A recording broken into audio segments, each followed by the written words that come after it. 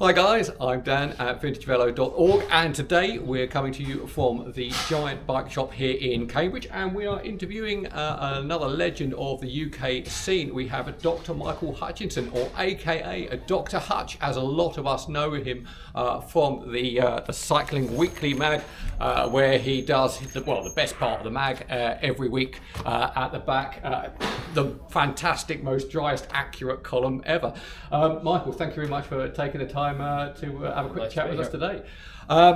Now, for those of you, certainly international guys might not know quite so much, but Michael, you have a very, very big palmares, certainly of UK titles into the time trialling scene. Yeah, it's a small pond, but yeah, for a while. Well, if I remember right, there was 57 national titles. I don't know. 50. That's what it says. It says that Yeah, on Wikipedia. The Wikipedia said 57 titles. Wikipedia doesn't include the track title as well, which Wikipedia doesn't include. I was something around 50, Yeah. 50, 60-ish, call it 60-ish. And to put that into perspective, I think you're second only to Beryl Burton for the number of UK titles. But I'm really second. Yeah. I mean, I'm second by miles. That'll be another video for that. And again, for those of you who don't know Beryl Burton, look her up. Incredible. Yeah, genuinely incredible. Yeah, definitely. So, just a quick bit of background. You majored in law. I started life as a lawyer. I started life as an academic lawyer. Yeah. And you were at the time rowing and running, was it? I ran quite badly. Okay, yeah. I ran a 3-hour marathon because I stopped rowing. I rowed at college, got tired of that because you get at the boat. No, it's not. I loved the rowing. What I hated was the waiting about for someone to turn up who'd overslept or decided they couldn't be bothered or retired from rowing. And that drove me nuts. So I tried running, which I wasn't terrific at, and I ended up in cycling. Yeah, and that was relatively, for the pro scene, relatively late, 23ish, something around there. Somewhere around there. Yeah. But you obviously, I'm going to guess you because your first time trial you came third at, I believe, something around there. I can't remember the result of my first time trial. The first time trial I did was a 10-mile time trial where I did like 22 and a half, 23 minutes or something. Second time trial I did was also a 10. Where I rode a middling 19, about 1940 something. Okay, that's quick. This was a long time ago. Yeah. It's terrifying. This was 30 years ago. Yeah. It scared the hell out of me because that was 1995. That was probably about the second fastest time in the country that year, which is my second ever race. And I knew nothing about it. I was standing around afterwards going, was that all right? Was that good? And there's all these guys who've been riding for years and taking it seriously. It was fine. What special grease is in there? And I bought a second-hand low pro from a bike shop in Ely. Turned up to my second ever bike race. The fact I'd bought a time trial bike, a specialist time trial bike for my second race. I mean, I was quite committed to this. I had realised this was something I was quite good at. But that was my second race, which tends to be the one that annoys people the most. Yeah, I mean, you must have had quite a lot of transferable kind of lungs and legs from the rowing and the running, I guess. Yeah, but I was a much better cyclist than I was a rower. From the instant I got on a bike, I was better at cycling than rowing. I agree, there's a degree of transfer, and I was a cyclist for almost an entire winter before I started racing. Okay. So I hadn't... But one winter's not... Yeah, get you a long way home. Yeah. But yeah, there's a certain amount of it transfers. Nearly as much use was the fact I knew how to train. So most people who take up cycling don't necessarily have a grasp of how to put together a training program, which at that point I was a qualified rowing coach. Oh, okay. I've been rowing for several years. I knew how to put together a training program, so that probably helped at least as much as anything that should have transferred directly. But so much of it's genetic. Yeah, back in the late 90s as well, training, wasn't like we had training peaks or anything there. I had a pulse monitor before anyone had a pulse monitor. We'd stand around after a race, like a little gaggle of us from the club, and I would kind of click through the pulse. Yeah. And people go, oh, that's the turn. That must be the wee climb on the way back. It was the nerdiest thing I've ever done. Yeah. It was like the Big Bang Theory from each time trial. It's terrible. I don't know why I'm telling you. I'm kind of ashamed. No. Because as I mentioned earlier, your book here, one of your first books, Fast, I'll get that in there. If you haven't read this, guys, I highly recommend you do. It is very technical, very funny, but really insightful. And you've got another book coming out soon. I've got a book about ultra racing coming out in June. It's going to be called Further. Further. Okay. Yeah, you see what we did there. Absolutely. But in here, some interesting insights. You're saying about elite riders. They're not they're trained obviously brilliantly, but they start off, they've got that, they've got something. There's a genetic component to it that is hard to avoid when you sort of, I go through it in the book. If you actually start looking at some of the academic studies into the trends through families over generations and the genetic component of this, it's not everything. There's probably no one in the world who's an elite athlete off the back of their genetics and nothing else. But it's a combination of all these things, and in practice it's quite hard to separate out, because obviously you get families like the Backsteads, and is that genetic? But there's also an environment. Yes. There's an environment as the girls are growing up, so it's hard to pick it apart. But there's definitely a significant. I would be reasonable at any aerobic sport. Yeah. I've never done kind of long distance canoeing. If I took it up, I'd be all right at it. Yeah. I might not be. I'm older now as well. I wouldn't be a world champion, but I'd be okay. Yeah. And that's just the way it is. There's lots of things I can't do. Yeah. I can't sprint for toffee. I genuinely can't. Yeah. It's a fascinating insight in the book. You focus on genetics quite a lot in a couple of chapters there, and it's very self-effacing, because you're many UK titles, Commonwealth titles, but you comment in there that you just miss out. You can't quite get across the line with the Team GB. To be honest with that book, but the story I really wanted to tell is about someone who's close to the top. Yeah. And what I think I said was I can see the top of the mountain. Yeah. I'm good enough to have got to just below the summit, but I in spite of years of trying that last. Yeah. And you were training with, loads of time at Manchester Velodrome, and we've obviously, regularly alongside the likes of Cav, Brad, G, Bourbon, all the big names. So you're really close behind me. Definitely the track that when we're talking 2008, 2012, the height of UK track cycling, and you were there. Yeah, I saw it. You saw it? I saw it. Yeah. I saw it from the inside, but there came a point somewhere where I realised I was squabbling with Brad Wiggins over effectively the only individual pursuit slot. Right. Yeah. I'm not getting that off him, because he's better than me and he's younger. Yeah. And he's getting better. I'm getting better, but he's already in front of me. He's younger and he's getting better faster than I'm getting. Yeah. Better. So the only way I'm catching him is if he retires. Yeah. And obviously he will. Or falls off. Or falls off. But he didn't fall off. No.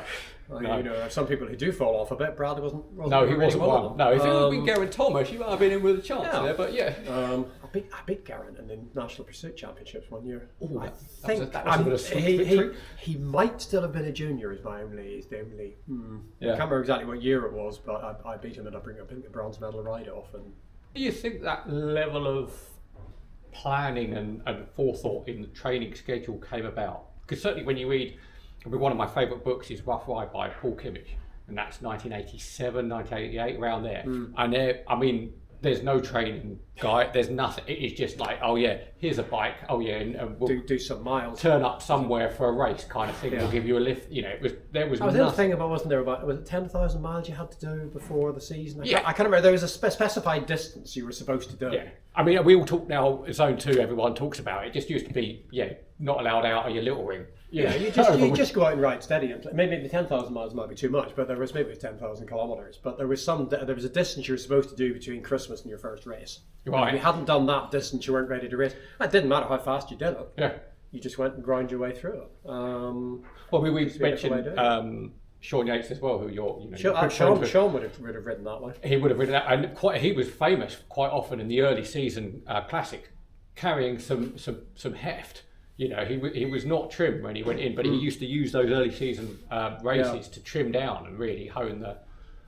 But we wouldn't do that now. wouldn't even dream of that now. I wonder. Well, I mean, there is some riders still doing it. I mean, if you look at, pay attention at races like UAE, you'll find riders who are kind of dropping off the back on the last climb from the. But you probably don't see it because it's going to be on the. It'll be one of the groups further back. It won't be the front group. But the riders just drift off the back, sprint back on, drift off the back, sprint. Because particularly something like UAE, it's so flat. Yeah.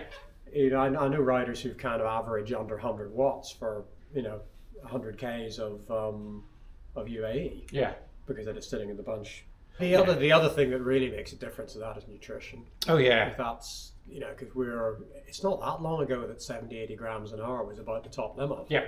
And there are now certainly pro riders doing 130 grams an hour of carbohydrate. There are pro triathletes doing 160 grams an hour. Yeah, well, you mentioned it again, going back to the book, great source, how different types of carbohydrate, depending on your system and the individual as to, whether you want to stack glucose and sugar. There are different transport mechanisms across the gut membrane. So like glucose and fructose are transmitted across the gut membrane using two different mechanisms, and you can use them both at the same time. That's way back when we started, because a maltodextrin drink, it used to be like 80 grams an hour was about as much as you could manage. We just got fructose from the jam making section of the supermarket, and you could put like 20 grams of that in with your 80 grams, and you got to 100 grams. It was unbelievably sweet, and it was a little bit stressful on the gut. If your gut was kind of reasonably durable, you could last for a race on. Essentially, what the manufacturers and the researchers have done is take that and move on and move it on up. I mean, doing 100 and you can train for it as well, but yeah, most pros can do 130 grams. So they once upon a time they'd have done 80. Yes. Now they're doing 130. That's an extra 50 grams of carbohydrate an hour for maybe 2-3 hours of rest. Well, effectively, if you're doing 140, 140 watts for a few hours, and you're eating, drinking. I did. And you had, was it too not an easy challenge? Tell me about it. Look, I was looking for something that I could do because I started a little bit late. I was with the GB squad for a couple of years, but trying to dislodge people like Brad Wiggins from, trying to get him off the IP squad, or trying to get Paul Manning or Brad Wiggins or Rob Hales out of the team pursuit squad. That was a hiding to nothing as well, because they were all exceptional athletes and very well developed for that event. So I was trying to find something that I could do, because I couldn't just turn pro. You couldn't go from being, I'd been riding for 4 years at this point. You couldn't just go from being quite a good domestic time trialist in the UK to being a world tour bike rider. So I was trying to find something that might make that, even if it didn't lead to that career, at least it was measuring up against a property world championship event. Okay, yeah. Which, to be fair, is what Boardman had done. Yes, the point where he'd done it, he was Olympic pursuit champion. So he had that going for him. Which I didn't. But to be fair, the Gann place probably almost certainly came about purely because of the hour record. I think so. Yeah. And then as you say, exactly.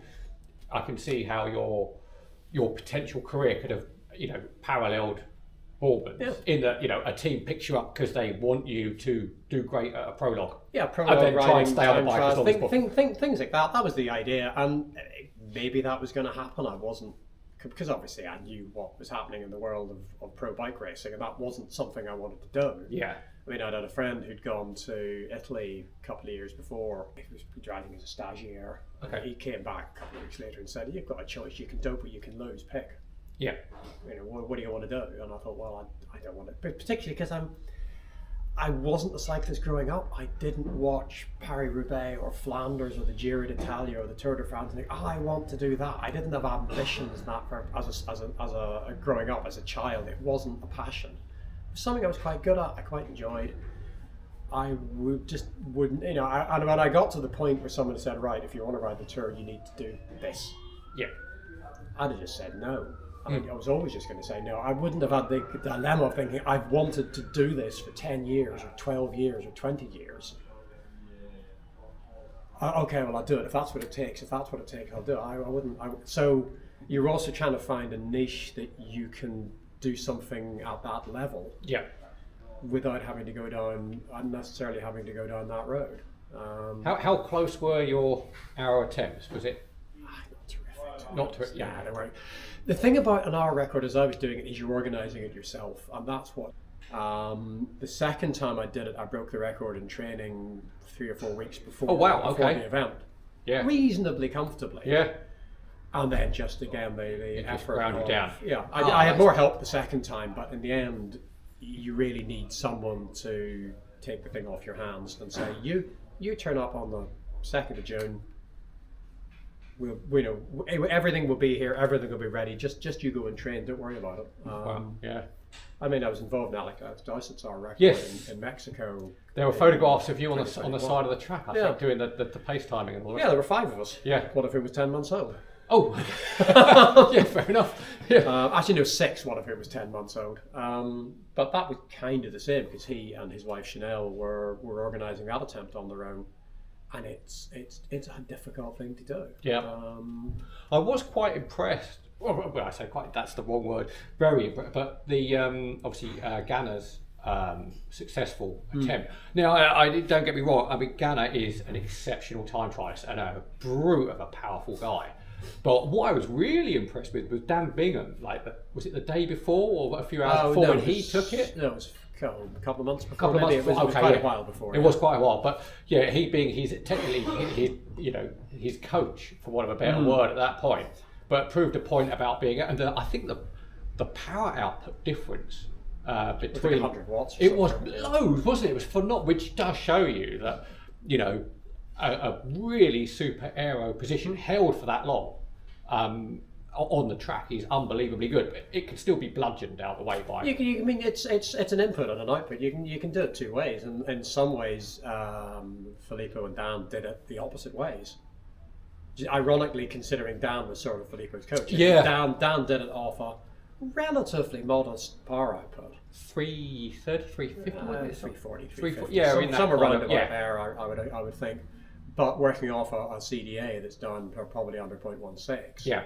Filippo Ganna's CDA is up around, they wouldn't tell me, but I'm pretty sure it was around about 0.185. And on power output, it's more kind of 435, 440, somewhere like that. You can do it either way. The thing about Dan and I don't think you can separate the engineer from the athlete, because there's always an element of people saying, oh, well, he's only fast because he's aero. I think, well, no, that's when it comes to a rider coach like Dan Bigham. Obviously, we were all following with some amusement, when he was Barbados and his Derby team. But yeah, I love this idea. Is it 4 housemates from Derby? I said, well, yes, not quite. Yeah. What's funny though? They were literally living in a house. It sounds like a madhouse. Yeah, I mean.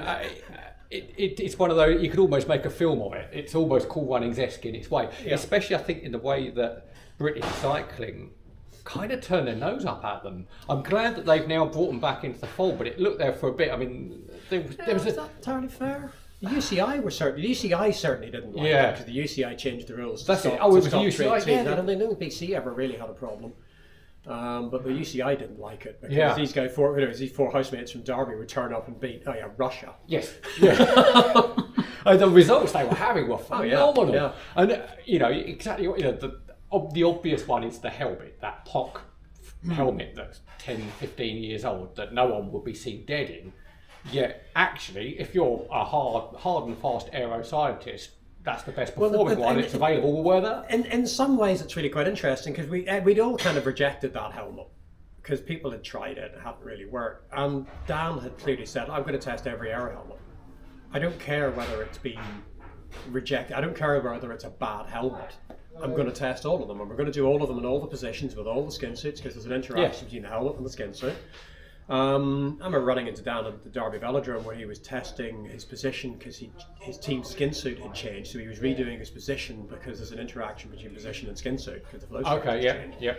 And he was doing baseline position, down 10 mil, down 20, down 30, down 40, back to baseline, up 10, up 20, up 30, up 40. Irrespective of whether down was faster, he went up too, just in case that was... Because this is it's one of the biggest problems with aero testing is finding a local minimum where you perfect the wrong thing. And then he was going forward 10 mil, down for...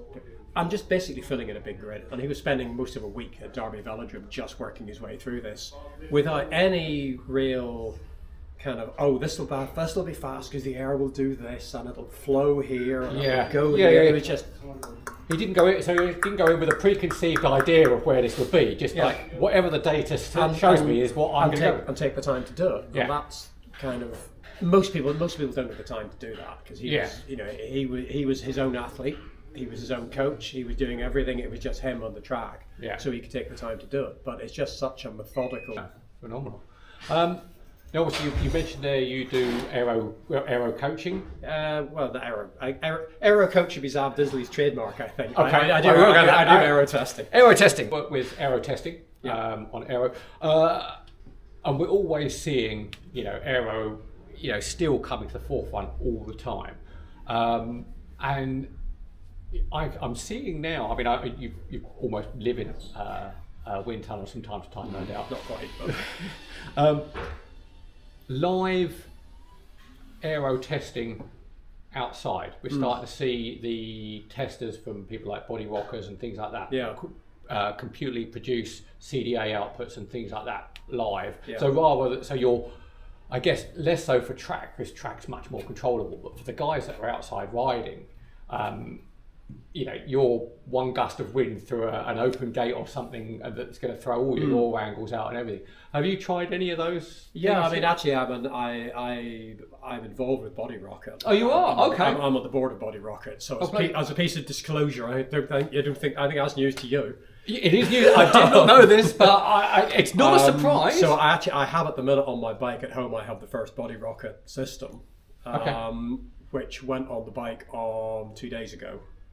So it hasn't actually been used yet. I haven't had a chance to get and use it, but I'm very interested to try and develop some protocols for this, so that when people buy this kind of system, they can get the most out of it. Because to me, that's the key to it. We've got the technology to pretty much work. Yeah. The next question is actually what you do with it to get the best results in the minimum time. Clearly, in a wind tunnel, it's very controlled, it's very repeatable. With a good athlete, you do the same run, you get the same result. If somebody who's very good at holding the position, they haven't changed anything, it'll repeat to up to 0.5%. Certainly, with some riders, it'll be much down, close around a 0.1%, 0.25%. We're not going to get that level of repeatability on the road. The thing, though, about the road is that it is the actual racing environment if you're a road time trialist. Because wind tunnels, they're very efficient, but they're very controlled nature. In some ways, is a limit. Also, speaking of future, you're no longer sleeping or in an oxygen tent. No, not for you. The lack of oxygen tent. The lack of oxygen. I'm glad you were pleased when you gave up on that one. Do you know? I felt I slept really well on it. When you get habituated to it, I really would go in. I mean, there's also a point where I was training fairly hard, so but I didn't. It wasn't except on really hot nights. Yeah. It wasn't an inconvenience. Yeah. Have you ever done an altitude training camp? Yeah. No, bother. I could do it in my house. Yeah. I mean, to be fair, it's different because it's hyperbaric versus partial pressure. Yeah. It's not exactly the same thing, but I've never done an altitude camp. Yeah. But we're definitely seeing now, certainly with the pros, longer and longer altitude camp training, especially pre-season. I mean, what I found fascinating, Victor Campenas last year, he was targeting and got the stage at the Tour de France that he was going for. But he did a 9-week stint at altitude to prep for that one stage win. When he did the R record, he was at altitude in Aquas Calientes for 8 or 9 weeks before doing the R record. Yeah, he obviously must know what works for him at altitude. Again, it's that kind of, there will be now specialist coaches who really understand what to look for who responds great to altitude and who doesn't. I mean, famously, Cav hardly ever went up to altitude, never really liked it, didn't really work for him. Yeah, it works better for some. I mean, some people go to altitude, they get that performance hit, everything drops 30 watts. 4 or 5 weeks later, they've got that 30 watts back. They go back down the mountain. They gain 10, 15 watts. There, some riders go to altitude and they're rubbish, and they just stay rubbish. Yeah, they just don't respond. They go up to altitude, lose 30 watts. 30 watts stays lost. They go back down the mountain at the end of it. They just return to normal. Except maybe their training for the last 8 weeks has been rubbish. Yeah, they haven't been able to hit the big number. And then just briefly, when did you start writing the Dr Hutch column? Oh God. 2006. 2006. It's a long time. It was a long time. For I mean, it still reads really fresh, really fun. In fact, my wife, she loves it. It's the fact where I get the magazine, she's straight to the back, and alarmingly similar traits somehow in a lot of the stories there between. I think all cyclists are slightly the same. I think, yeah. Maybe we don't necessarily want our other half to realise. Yeah, they did a focus group from the magazine years ago where one of the comments in the magazine was there wasn't much in it for non-cyclists. So the editor at the time's comment was, "What do you think Michael's for?" Yeah, excellent. I have to ask, and you don't have to answer. Your friend Bernard. He's not called Bernard. What's his? I'm not telling you. Okay. That would be a bit unfair. Okay, no. So what I was going to ask was your friend referred to as Bernard in here. I was wondering whether he was an alter ego or an actual person. No, he lives in a village in that direction. You heard it here first, guys. Now, he sounds brilliant. I'm sure there are. Do you know what? He's very patient because I'm kind of rude about him. He's a much better bike rider than I give him credit for. Okay, yeah. He's old school, and I like that about him because he's been a bike rider longer than me. And he's definitely kind of an old school rider, but he's actually very good. And he's very often I will be kind of thinking about, I'm going to sleep in an altitude tent. I'm going to do this. I'm going to do this and this, and he'll say, "Have you not thought of maybe just getting out and doing some winter miles?" Yeah. Yeah. And usually ride. So. Yeah. And obviously winter miles now. I've just briefly bring us on to trainers, because now we're all a bit spoilt now with the likes of Swifting and smart trainers. But you've got quite a history of dumb trainers as well. Dumb training or dumb trainers? Did you actually challenge yourself once to ride, was it 5 or 6 hours on a dumb trainer with no stimulus? 8 hours? Yeah.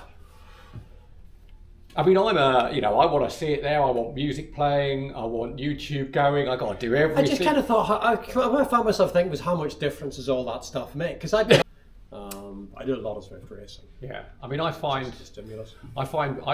Swift, I kind of didn't get on with. I'm a big fan of Ruby. Only because I like the real road graphics as you're riding. Also, this year I did prove to myself and anyone else that's watching it is possible to ride yourself into a seriously bad mess through dehydration and lack of salts.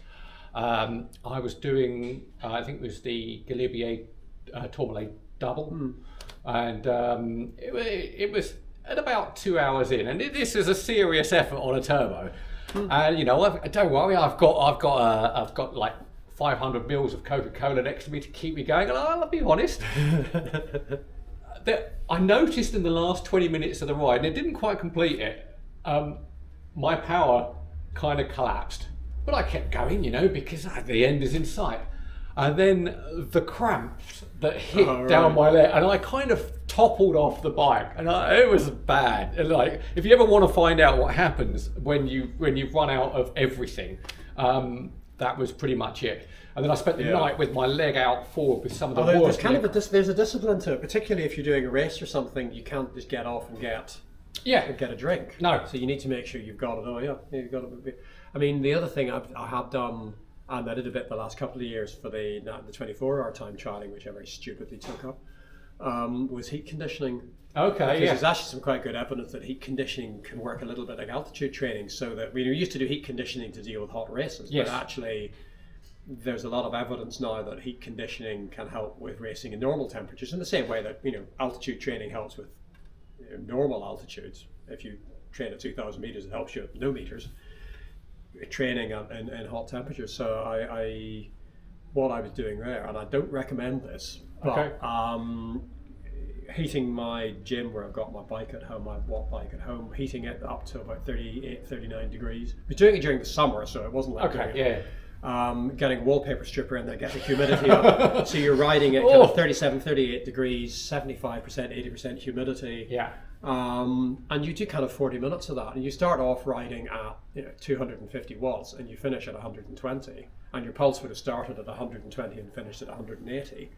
I mean, I wouldn't do it a lot in a wind tunnel. It's very repeatable, but I think there's also going to be quite a significant place for field testing, precisely because it's in the real world. One of the questions in a wind tunnel, we tested different yaws, different yaw angles on a turntable. We don't really know in detail what yaw angles you experience in the real world. We know kind of more or less, but it's the ability to kind of go and replicate the real world exactly by going and riding in the real world with an instrument that gives you results for there. Yeah. It's horses for courses. There's going to be a lot of field testing, because once you've bought a system, all you need to apply to the system is time. Yeah. At the minute we can test in a wind tunnel maybe 20 setups in 3 hours, depending a little what they are. You will not test 20 setups in 3 hours. I don't think real world testing, you can probably test 20 setups over the course of a couple of weeks of testing for nothing other than time. For an hour a day would do it. You go out, you test a couple of setups, you come back the following day, you test another couple of setups, you work your way through it quite gradually. So it's two different ways of doing that will produce kind of two slightly different sets of results, and I think people are going to want to use both of them. To me, it's going to be interesting to see how the different sorts of testing start to relate to each other, and what we use specifically for this and what we use for that. So maybe we end up doing a lot of position testing, it's field testing, but skin suit testing we do in the tunnel, because skin suit testing we need to do at race speed, because skin suit flow structures only work at race speed. So you're going to have to do your testing at 50 k's an hour or whatever, which is hard work. So like helmet testing, maybe we can do that with field testing if the helmets aren't sensitive the same way. Position testing is not quite as sensitive. You're wearing a suit, so you kind of ideally you do your position testing at speed, but you can certainly back it off a couple of kilometers an hour, and that's probably okay. So it's how we get those to relate to each other. Brilliant. Well, anyway, thank you very much for taking the time to talk to us today. Do say hi to Bernard, the alter ego friend, whichever way. No, thank you very much for that one. Thank you guys out there. Do like and subscribe for anything else that's cool to do with vintage bikes. Thanks a lot.